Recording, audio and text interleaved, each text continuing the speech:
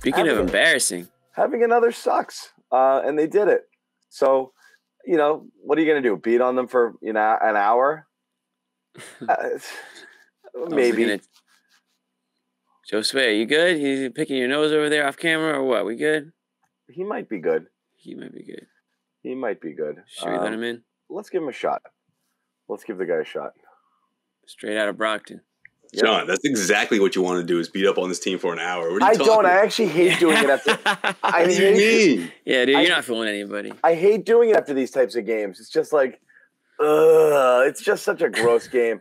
It really is. But like, yeah, but it's for you, it's low key better than a blowout win. No, blowout. Yeah, I mean, blowouts are boring. Because you wouldn't. Yeah, I mean, blowouts are boring. Well, this was a blowout. What did we learn? For me, it's always, what did you learn? What did we learn? Ooh. Nothing. Like that's always kind of look at. Like, what did we learn? What from this? I say that a lot. What from this moves us forward in any direction? None of it. They still have this kind of loser slack gene, but like you're not facing the Magic in the playoffs, so it doesn't really matter. I guess one thing, if you're going to kind of harp on stuff, yeah, you hate seeing the turnover beast rear its head again when they get up into that 18 turnover plateau, but you're also missing two of your primary ball handlers, and then White goes out with a little crick in his neck, which means more Jalen and Jason, which means more friggin', whatever. It's just you're not going to get the ball movement when you don't have the guards and you don't have, that stuff going on.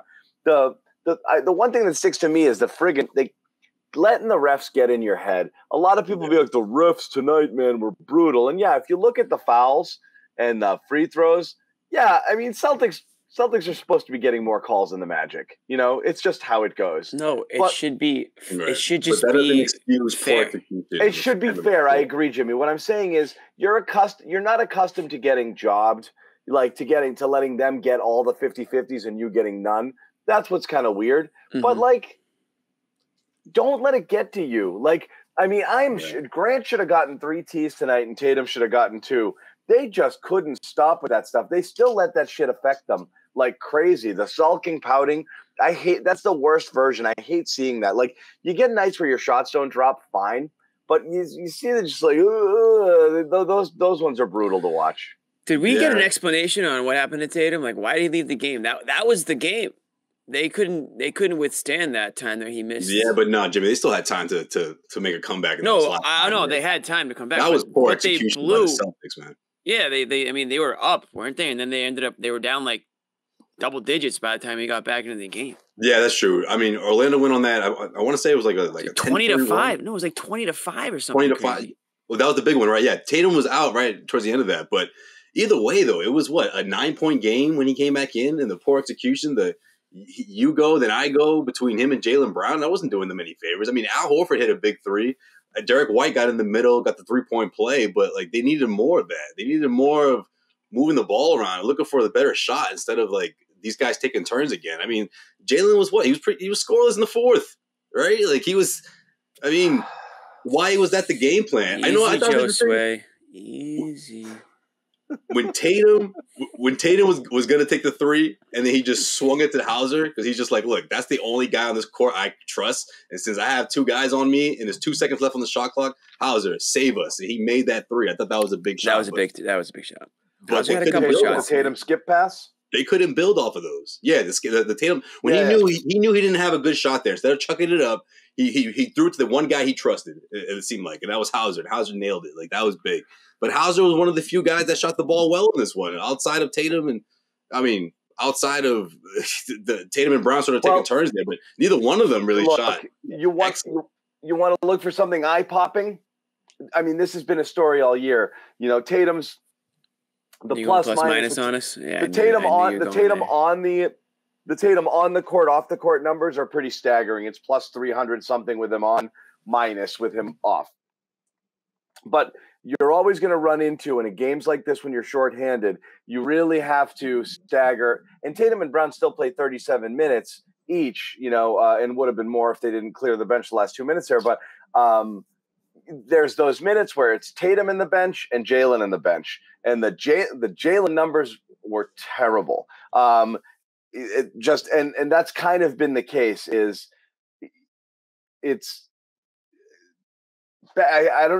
I keep saying the same stuff over and over again. it's the Jalen show when he's out there and he's either going off or the whole frigging thing tanks. When he's on the floor, if the shot isn't falling or he's turning it over. And this was kind of one of those mixed bag nights where he was scoring a little, but then when he's not, the whole thing just friggin' completely craters. And the numbers with him on the court were just brutal tonight. Did I lose you? No, I think it was Jimmy. You still there? I'm watching Jimmy struggle. But can you hear him? I can't hear Jimmy. Can you hear him? Jimmy's gone. Oh, okay. Jimmy's good. Don't swear. I heard that. All right. Let's not worry about Jimmy anymore. Josue, you can just talk, and then Jimmy will work himself out.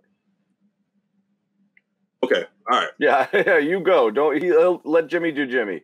Yeah. No, look, I mean, I just think that the Celtics offense, I mean, it's getting to the point where if like you said, if guys like if Brogdon's not there or Smart's not there to control the offense, I mean, teams like the Magic obviously have more confidence than most because they beat these guys before. But I just felt like they knew that these guys would tremble, you know, if they added that extra pressure, especially in transition, the fast break points. I just feel like the Orlando Magic again, they had the confidence, but the Celtics, man, they have to be more demonstrative in their approach, especially on offense, and sticking to what Joe Mazzulla has been preaching. And I know it's not easy when guys aren't hitting shots, and pretty much Derek White was he got out to a good start, Hauser got out to a good start, but there was Al Horford hit some shots, but Tatum and Brown, I mean, look, they did the first 3 quarters. I thought they did their best with what was going on. Obviously, Tatum was banged up and all that, but I just thought that in that second half of the fourth quarter, they try to just